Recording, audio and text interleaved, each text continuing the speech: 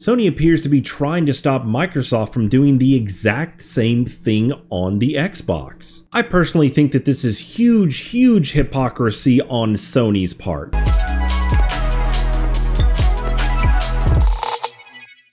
With the latest news that Microsoft is going to be successful in their acquiring of the Activision Blizzard King deal, a lot of people are throwing up arms and really coming out of the woodworks and just kind of chastising Microsoft and Xbox for making another really big purchase to add to the Xbox ecosystem. Well, why does everybody throw up arms about this? Why does Sony come out and say this is a terrible thing for gamers? Why is everybody making such a big deal about this? Because this is not a unique thing. Sony has acquired a bunch of studios in the past and nobody seemed like they really said anything about it. And it seems like Xbox just gets a whole lot of hate on this for acquiring these really big name studios. So let's look at these acquisitions and actually do some one-on-one comparison. We are looking at our good friends here on Wikipedia and we are looking at the list of acquisitions by Sony. We're going to scroll down until we actually get to video games and we're going to see how many they actually acquired. The very first one was in 1993 where they acquired Psygnosis, and I'm sure you guys all recognize this little owl face logo right here. I know myself personally, I first saw this owl logo when I was playing Destruction Derby on my original PlayStation 1. And then they've got 2000, 2001 with Naughty Dog, which was a really big one for everybody. 2005, which gave us the really big games of Killzone and of course Horizon. Then we have 2006, 2007, 2010, 11, 16, 19, 21, 21, 21, so a bunch in 2021, and then we got 2022, and then they're actually still acquiring more even here in 2023 with Firewalk Studios. That is like an offshoot of Bungie. So if we count these up, we find that there's actually 23 strictly video game studios that Sony PlayStation has actually acquired. And I was even reading some other articles saying that Sony is still looking at acquiring some more gaming studios. This column right here that's actually mostly blank is the total dollar amount that Sony actually spent to acquire these. So we've got $229 million for Insomniac Games, and then the next one is Bungie, which was a huge acquisition for them for $3.7 billion. That is billion with a B. And the other numbers aren't listed because it's pretty commonplace to not just tell everybody how much money you spent on acquiring another company. Sony spending almost $4 billion for Bungie, that is a serious chunk of change. So let's head over to the Microsoft list and actually see how many they have actually acquired. List of mergers and acquisitions by Microsoft, we're gonna scroll all the way down until we see video games. Hey, if you guys like these videos and you find them informative and helpful, take a second and consider hitting that little subscribe button down there. It really does help out the channel and spread the word. And it actually looks like their very first thing for anything video game related was actually in April 1996. They purchased Exos, and that was for video game controllers. But I really want to look at actual gaming studios because we're trying to do a one-to-one comparison for Sony. For that, it looks like January 11th, 1999, they purchased Fossa Interactive, and this one of course is just video games, no value right here. Looks like they acquired their second one in April 1999, and then of course the big one, which was acquiring Bungie, which of course made the Halo games. That happened in June of 2000, and then they've got 2000, 2001, 2002, 2006, 2011, 12, 14. There's a bunch that go off in 18, one in 19, 2020, 2022, 2023, and right here they're actually listing the Activision Blizzard. Looking at these acquisition numbers, we got 100 million, 375 million, 2.5 billion for Mahjong. Mahjong is a studio that produced Minecraft. We got Ninja Theory for 117 million, 8 billion for which was the first major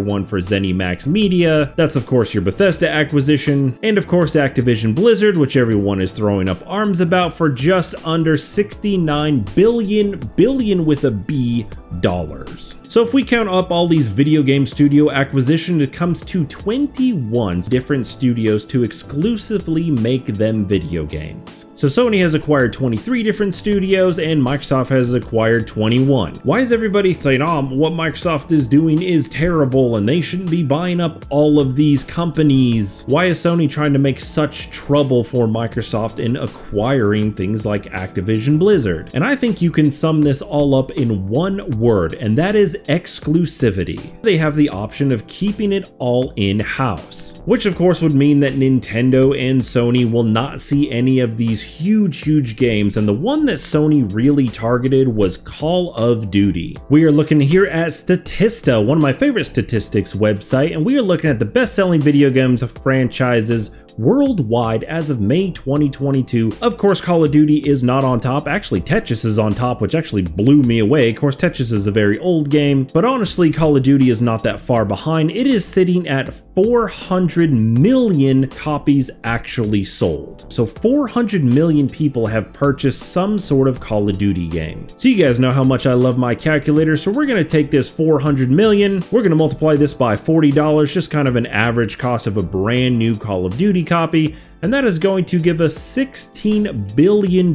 So this one single IP has generated Activision $16 billion at least over the course of its lifetime, and this thing is still going. Back over here on our statistics website, we're looking at the number of active users for Call of Duty, and at the end of 2020, it was 100 million. And active users translate to micro purchases, which translate to money. One more statistic here for you, the life-to-date consumer spending for Call of Duty. This is worldwide as of June 2022, and we are looking at $30 billion. So $30 billion worth of revenue for just this one IP that is currently owned by Activision Blizzard and soon to be Microsoft. This is the reason that Sony has fought so hard to not have exclusivity. Sony is afraid that if Microsoft gets its hands on Activision Blizzard, that it is going to make it exclusive, and all the players that were playing it on PlayStation have to now jump to Xbox. Now, Microsoft has already said that they have no intentions of making it exclusive because they already have a 10-year deal agreement with Nintendo, and this is going to go to Sony as well. What Sony is actually thinking about is at the end of that 10 years. I personally think that this is huge hypocrisy on Sony's part. Sony worked really hard to develop all of these first-party IPs that are all exclusive to the Sony PlayStation, and they have every right to do that. But now it seems like through the same business practices of acquiring studios and then making things exclusive, Sony appears to be trying to stop Microsoft from doing the exact same thing on the Xbox. Sony has a lot of lawyers, they have a lot of influence, and they know how to stir up a crowd to try to fight against this final acquisition. When you look at the acquisition list by Sony, they all kind of happened a little bit at a time, and it really didn't seem like that much money because it was all spread out. And now that Microsoft has made these massive purchases and brought a lot of things under the Xbox umbrella, Sony is scared, and honestly, they should be. Not because Microsoft is going to make these things exclusive, because Microsoft still wants their money, but I think Sony should seriously consider reevaluating their exclusivity. And Microsoft is spending a ton of money pushing Game Pass, pushing into portable gaming, and finding a lot of ways to not rely only on the exclusivity of their games. I honestly think Sony is just living in the past with that, and they're trying to bring up their own tactic that they use to try to fight against Microsoft. This Activision Blizzard purchase really just shows how strong Microsoft is. People are not going to stop playing Call of Duty, they're not going to stop playing Diablo, and the fact that Microsoft has $70 billion to drop on a big name studio like this really tells me as a gamer that they care about investing into their product that I buy into. I know a lot of people are giving Microsoft trash about this. They think that these games are going to go downhill from there because Microsoft doesn't know how to make games. Well, Microsoft does know how to sell things, and if Microsoft is smart, they are going to leave these studios alone, let them keep doing the successful things that they've been doing, continuing to share the IPs with Sony and Nintendo, overall growing the Xbox ecosystem, and reaping the profits. Overall, I feel like what Microsoft is doing is totally fair. It's fair to the gaming market, it's a legal acquisition, it's a business-to-business transaction. And while a lot of people may not like it for their own personal reasons, I don't feel like it's fair to trash Xbox when PlayStation has been doing the same thing the whole time. Thank you guys for watching. My name is John here from the Xbox Basement. Leave me a comment down below. Let me know what you think about these people that are getting onto Xbox about all these acquisitions. If you like this content, you can check out another video of mine that you can find right here.